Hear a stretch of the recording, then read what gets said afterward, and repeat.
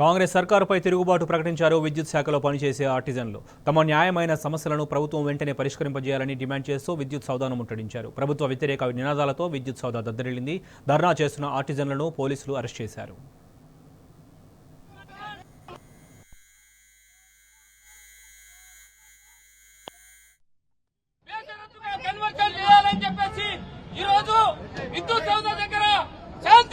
శాంతియుతంగా ధర్నా చేయడానికి వచ్చాము. మా యొక్క బాధను మెమోరాండం ఇవ్వడానికి వచ్చాము. ఆ మెమోరాండానికి సీఎం గారు గత 2009 నుంచి నేను ఆర్టిజన్ గా పనిచేస్తున్నాను. కేసీఆర్ ఆర్టిజన్ గా చేసిపోయిండు. రేవంత్ రెడ్డి అధికారంలో రాకముందుకు మమ్మల్ని రెగ్యులరేషన్ చేస్తా అని చెప్పిండు. ఉన్న హామీలు కూడా అన్ని మాటలకే పరిమితి అవుతుండు రేవంత్ రెడ్డి. ఇప్పుడు మేము చేస్తున్నటువంటి పని చాలా డేంజరస్ జోన్లో ఉన్నాం. ఒక రిటైర్మెంట్ అయితే కూడా ఒక పర్సన్కి 1 MP కూడా ఇవ్వట్లేదు డిపార్ట్మెంట్. మా సబ్స్టేషన్లో సత్య అని రిటైర్మెంట్ అయ్యాడు. ఆయనకు ఏడ్చుకుంటూ పోతున్నాడు తప్పించి చాలా ఘోరంగా తీవ్రమైన పరిమాణాలకు గురి చేస్తారు ఆఫీసర్స్. ఇలా విద్యుత్ సౌధ ముట్టడికి సమ్మె కాదు కదా, విద్యుత్ సౌధ ముట్టడికి బందోబస్తుకు ఇంత బందోబస్తు అవసరమా? విద్యుత్ సౌధకి కాదు కదా. ఎవరు పని చేస్తున్నారు, ఎవరు పని చేయట్లేదని ఆలోచన చేయాలి. యూనియన్లు ఏంటంటే సిఐటి పిలుపు మేరకు ఇలా సమ్మె కాదు కదా, సమ్మె నోటీస్ ఇస్తే మీరు భయపడాలి. ఆ కార్మికుల చర్చలు పిలిపించి మాట్లాడాలి. కానీ ఈ అరెస్టులు ఎందుకు చేస్తారు డిపార్ట్మెంట్ అర్థం అవట్లేదు.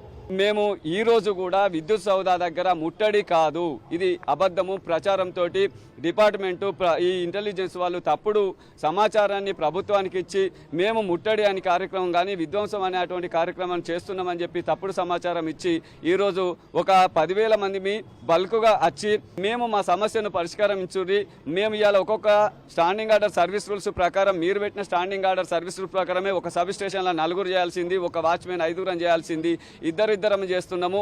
8 hours షిఫ్ట్ డ్యూటీ చేయాలి, వీక్లీ యాప్ ఇవ్వాలి, పండుగలు వెనసి చేయాలి, బోనసులు ఇవ్వాలి, అవన్నిటిని కూడా కోల్పోతున్నాం. మా తల్లిదండ్రులు చనిపోతే కూడా సకాలంలో అందలేకుండా వారం రోజులు డ్యూటీలలో ఉంటున్నాం.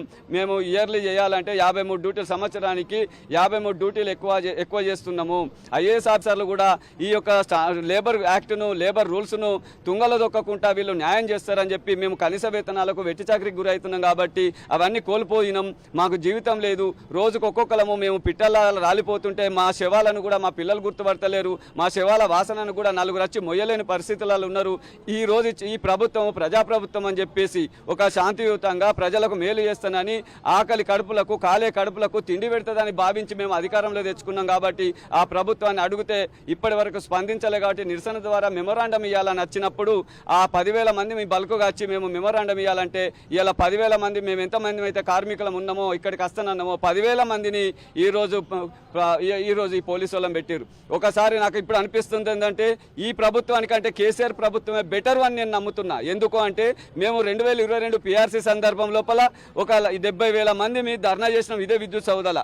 అప్పుడు ఆ ప్రభుత్వం ఎలాంటి అణచివేత చేయలేదు, ఎలాంటి మమ్మల్ని పాడు చేయలేదు. కానీ ఈ ప్రభుత్వము 10,000 మంది వచ్చి నిరసన తెలిపి మా సమస్యలు పరిష్కరించుర్రి, మీరు ఇచ్చిన మాటను నిలబెట్టుకోరు అని చెప్పేసి మేము వస్తే మమ్మల్ని అణచివేతతోటి, బూట్లతోటి, లాఠీలతోటి, వ్యాన్లతోటి, దక్కన్న మార్గాల వల్ల ఎవరిని ఏ పోలీస్ స్టేషన్లు వేసిరో తెలియదు, ఎవరు ఎక్కడున్నారో తెలియదు. కాబట్టి దయచేసి ప్రభుత్వం ఇప్పటికైనా స్పందించి మా అరెస్టు చేసిన కార్మికులందరినీ వెంటనే బేషరతుగా రిలీజ్ చేయాలని చెప్పి ఈ సందర్భంగా చెప్తున్నాం. ఇది కాకపోతే మాత్రం మేము సమ్మె దిశగా పోయే పరిస్థితి దేకూరి. మేము రోజుకొక్కలము ప్రాణాలను పనంగా పెట్టి చచ్చిపోతున్నాము, విద్యుత్ సంస్థకు ఆహుతి అయిపోతున్నాము. మేము సాగుకే సిద్ధపడ్డోళ్ళం. కాబట్టి సమ్మెకు పోవడానికి ఎట్టి పరిస్థితుల్లో వెనుకాడే లేదు. ఇప్పుడు ఉన్నటువంటి విద్యుత్ సంస్థలు ఉన్న కార్మిక సంఘాలు దయచేసి దండం పెట్టి మిమ్మల్ని వేడుకుంటున్నాం. ఇవాళ మాకు అణచివేత మొదలైంది అంటే ఈ అణచివేత పర్మనెంట్ ఉద్యోగులకు ఈ విద్యుత్ సంస్థను ప్రైవేటు పరం చేయడం కోసమే ఈ అణచివేత అని చెప్పి భావించి ప్రభుత్వం ఈ విద్యుత్ సంస్థలు ఉన్నటువంటి పర్మనెంట్ ఎంప్లాయీస్, కార్మిక సంఘాలు బయటికి రావాలి.